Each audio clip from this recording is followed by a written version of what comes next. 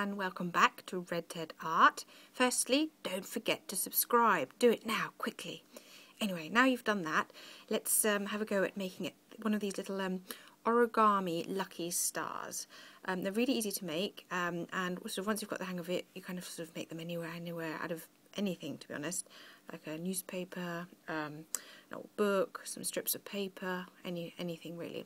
So they're really easy to make. What you need is a long piece of paper.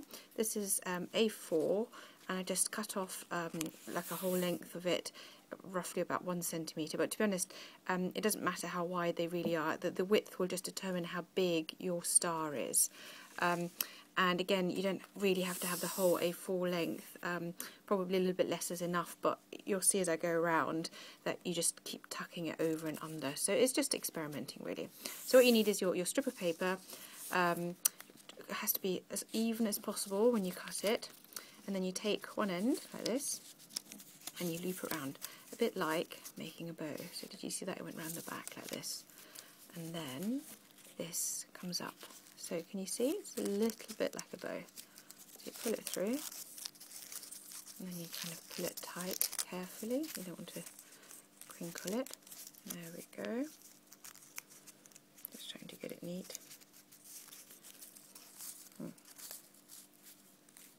There we go. Nice and neat.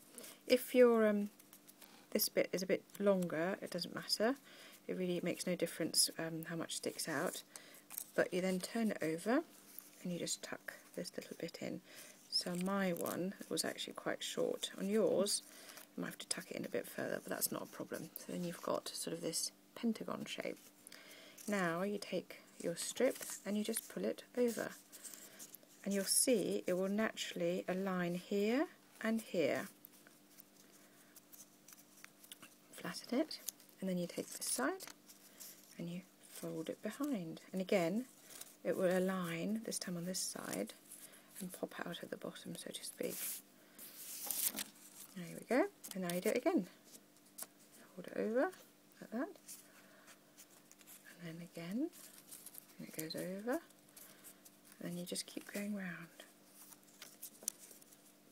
like that. Keep going round and round and round. There we go, until you have that last little bit, and then you can just tuck that in like that. If you're really good and it's not too fiddly, you can tuck it in. You see, you can tuck it in inside here as well, and then it's really secure. But to be honest, I find that really fiddly. You can always just cut off a little piece as well if it's the wrong size. So now you've got this sort of pentagon. What I'm doing right now is I'm just squeezing the edges down, because I find the smoother the edges the better.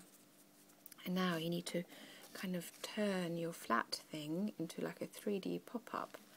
And the way you do that is by giving it a gentle squeeze. Now, it doesn't always work first time, so you just have to persevere. See, I kind of poked that in a bit so it thickened up. And I always find this is actually, in some ways, the hardest part of making your stars. And the more of these you make, the easier it gets.